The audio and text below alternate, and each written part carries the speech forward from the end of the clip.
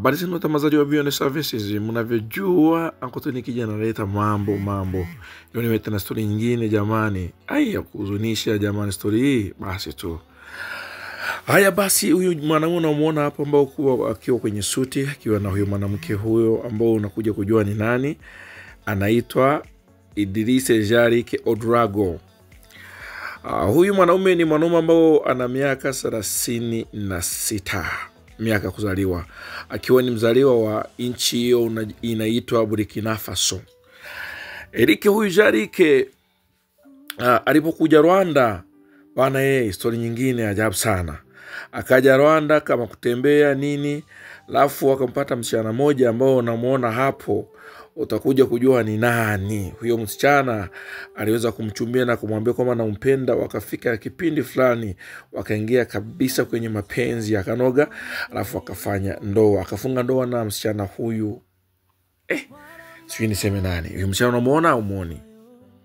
Huyu msichana sasa ni yule ambao msichana wa Rwanda anaitwa Vestina. Ana mdogo wake ambao wanasema ni mapacha anaitwa Dorcas.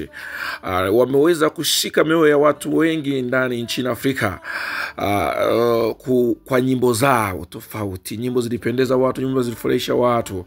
Sasa huyu jamaa akaja kupenda msichana huyu pamoja kumuoa. Wakafunga ndoa hapo nchini Rwanda, Kigali, jini Kigali hapo. Jamani, sikiliza sasa kilichotokea sasa hivi. Walifunga ndoa, baada ya kufunga ndoa ni kama miezi 3 iliyopita au 4. Lakini hiyo miezi 4 haikuisha.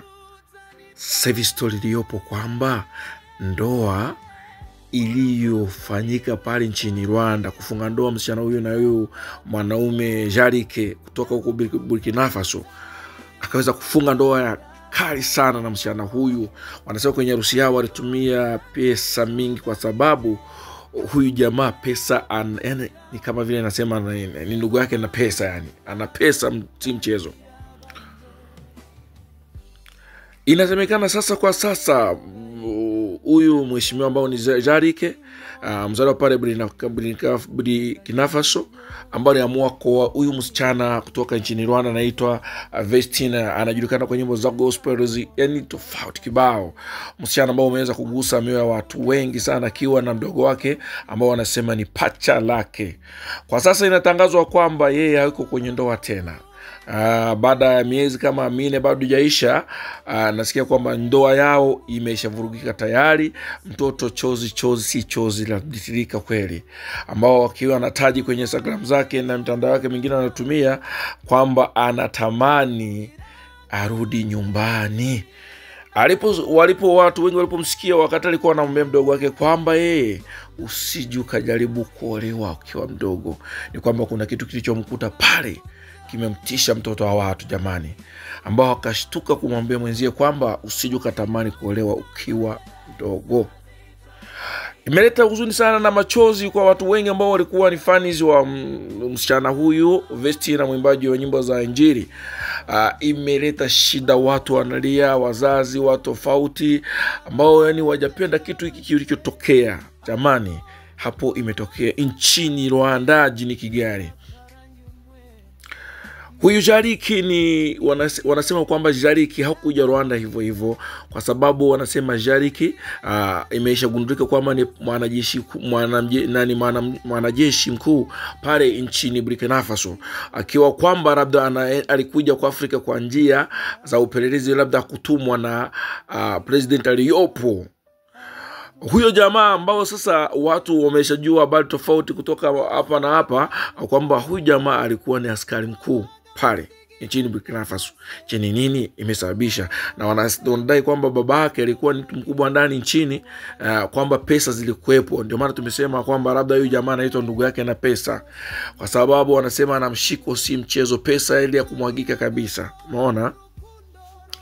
Ndio sasa hivi ambao imeshinda watu wengi kujua ni kipi kinachoendelea. Ndoa ya huyo msichana na Jarick kutoka Burkina Faso, ni nini imetokea jamani? Ndoa hata haijamaliza miezi 3 ivurugike, watu waamue kuachana. Naona ni kitu ambacho sio kitu ya kawaida jamani. Watu wanaomba, muendelee kuomba, kwa sababu hii story imestua watu wengi sana. Kuna nini nyuma yake? Mwanzo ilikuwaje?